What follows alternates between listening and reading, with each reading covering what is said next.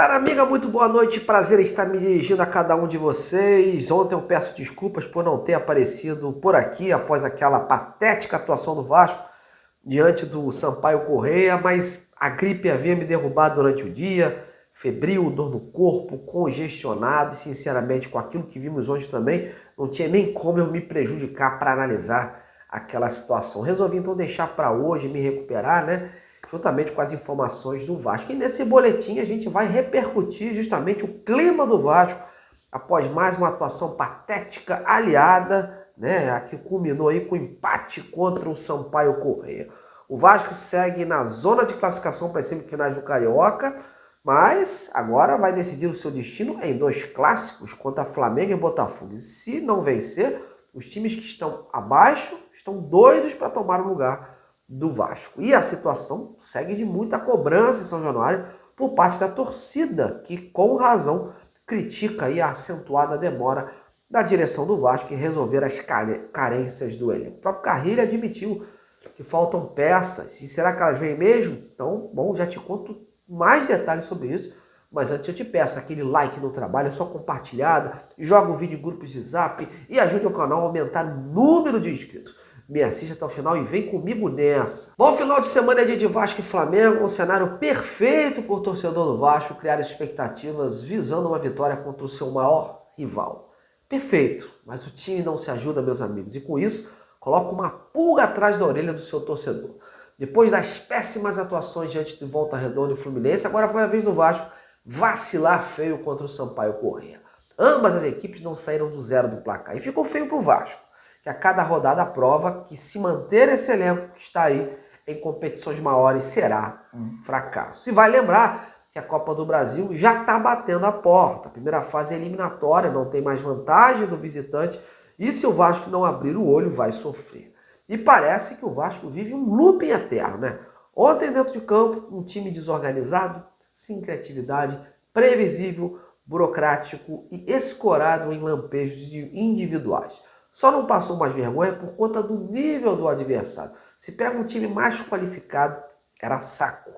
Apesar do empate, o Vasco continua no G4 da Taça Guanabara. O clube está em terceiro lugar, com 14 pontos, e vai precisar pontuar nos dois clássicos restantes para depender só de si para se classificar. E é aí que mora o perigo, né? O torcedor está desacreditado porque não vê opções dentro do elenco para reverter esse quadro. Isso sem falar na desconfiança em Fábio Carrilho, que não tem conseguido fazer esse time rodar com as peças que tem em mãos. E com isso fica impedido de criar alternativas para um melhor encaixe da equipe. O Carrilho, aliás, após a partida, admitiu que o time precisa de uma maior presença dentro da área e que tenha características de boa movimentação e penetração para aumentar as chances de gols. Questionado sobre a presença de 3 volantes na partida de ontem, se defendeu, alegando que essa é uma escolha que não veio de hoje. E deu o seu recado aí sobre o que está por vir. Vamos ouvir então um trechinho aí das palavras do Fábio Carrilho e o seu balanço atual sobre o Vasco depois desse empate melancólico.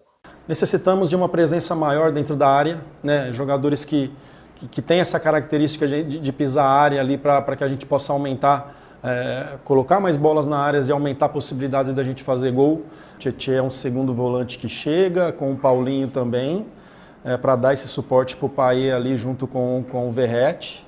A gente conseguiu encher o campo deles, então não foi uma escolha de hoje, está sendo uma ideia pelas peças que eu tenho, né, e estou potencializando isso da gente entrar no campo adversário com a bola e procurar fazer as movimentações perto da área. Enquanto a gente estiver nas competições, a gente tem que pensar em tudo. Nos preparar para o Clássico agora, depois a gente pensa na Copa do Brasil, depois pensa num jogo decisivo que vai ser em São Januário contra o Botafogo, né, trabalhando dia a dia e tratar cada jogo como uma decisão. Então, nossa próxima decisão é o Flamengo no sábado. É um início de trabalho, internamente a gente tem que estar com a cabeça boa, a cabeça tranquila e saber o que a gente quer, né? É um início ainda, está dando um mês de trabalho agora, já com 6, 7 jogos, não sei, desse grupo. Então é claro que acende um sinal de alerta, mas aqui dentro a gente tem que estar com a cabeça tranquila e todos sabendo o que a gente quer. O clima é de cobranças, né? E o Vasco vai precisar se superar dentro de campo para reverter isso. E a gente vem dizendo desde o início do ano que está precisando de mais senso de urgência da diretoria para buscar peças, carências, lacunas. Todos sabem que o Vasco precisa desde o ano passado. O tempo vai passando e está se deixando muita coisa para se decidir em cima da hora. Faltam 17 dias para o final da janela. O Vasco já perdeu os jogadores nas últimas janelas, no último minuto, justamente por conta de burocracias e papeladas. Vai querer ver esse filme repetir? Acredito que não. Mas não dá para ficar, né, essa longa demora para fechar contratações. O próprio Carrilho admitiu que sem esses atacantes de velocidade, o seu sistema de jogo fica comprometido. Ele está sendo obrigado a implementar aí algo com as características dos jogadores que tem em mãos hoje. E cá para nós, o banco de reservas do Vasco não muda a cara de nenhuma partida. São jogadores que já tiveram suas oportunidades, como Jean Davi, Maxime Domingues, Alegria, e nada mudou. É preciso urgência para qualificar esse elenco. Quanto ao Flamengo, já deveremos ter a volta do Coutinho e do Paulinho, que ficaram de fora por precaução. A única dúvida é o Lucas Oliveira, o zagueiro que teve uma torção no tornozelo no jogo de ontem. Mas esse daí nem me preocupa se ficar de fora, porque também não vem correspondendo à altura. Agora é muito pouco, né? Você ficar dependendo de 2 ou 3 peças para ter a expectativa desse time rodar. E com uma temporada longa, se essas peças ficarem de fora, quem entra vai dar conta do recado? Hoje, nesse atual momento, não. Por isso, o Vasco não pode repetir os erros das outras janelas. Todos sabem da dificuldade da grana, mas tem que ter inteligência para conseguir driblar essas adversidades.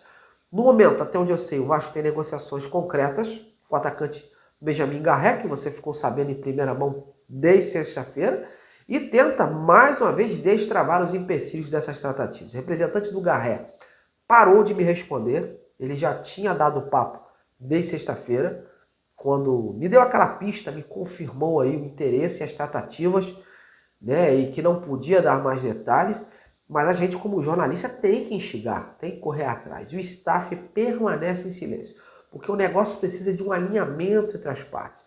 Entre os jogadores Vasco não seria um problema. Então, os clubes, o Vasco e o Clube da Rússia, estão alinhando aí, estão tentando alinhar aí detalhes para tentar sacramentar aí esta tratativa aí.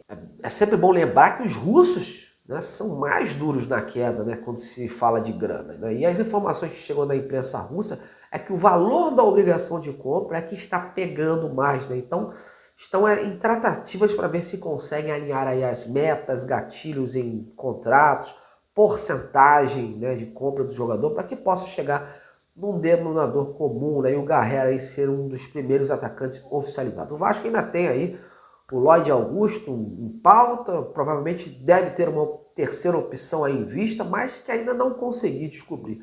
Lembrando que a promessa do Pedrinho era a chegada de 2 a 3 atacantes nesta janela. Então tá gravado e vamos cobrar aí que realmente essa situação ocorra, porque o Vasco sangra enquanto espera esses reforços para encorparem o elenco, né? Porque do jeito que tá, vai ficar ainda mais difícil qualquer campeonato, né? E o Vasco não pode ser time para ser figurante, né? Tem uma história gloriosa e precisa sempre pensar em algo mais, precisa pensar grande, disputar as cabeças da competição. Para encerrar, uma última informação, né? Hoje a mídia turca informou que o garoto GB, que tinha sido negociado pelo Vasco na surdina para o Fenerbahçe da Turquia, né, por 3 milhões de euros, né, o que se comenta aí, acabou tendo sua transferência fracassada. Informações dão conta de que o clube turco desistiu da contratação, né, do jogador após os resultados dos exames médicos apontarem um problema na perna e que necessitava de cirurgia na visão deles. O Vasco ainda não se manifestou e vamos aí aguardar um posicionamento do clube, né, porque é algo grave isso ter acontecido, já que o GB vinha treinando normalmente por aqui nesses últimos dias, né? Resta saber se o Vasco contava com essa grana aí também para essas possíveis negociações em andamento na busca por atacantes de lado. E antes de fechar, eu queria destacar aqui, aproveitar a oportunidade, né, para destacar aqui que mais uma vez eu tive a prova de que esse trabalho jornalístico está no caminho certo. Ontem, o Globoesporte.com, assim como outros veículos importantes, confirmaram a informação que eu dei desde sexta-feira sobre a retomada do interesse do Vasco e das conversas com o Benjamin Garré, né, crédito dado ao detetives vascaínos. Isso mostra que não estou de brincadeira e que aqui fake news passa longe. A lamentar, né, que eu vi aí alguns canais e veículos sequer dando crédito ao nosso canal. Estou de olho.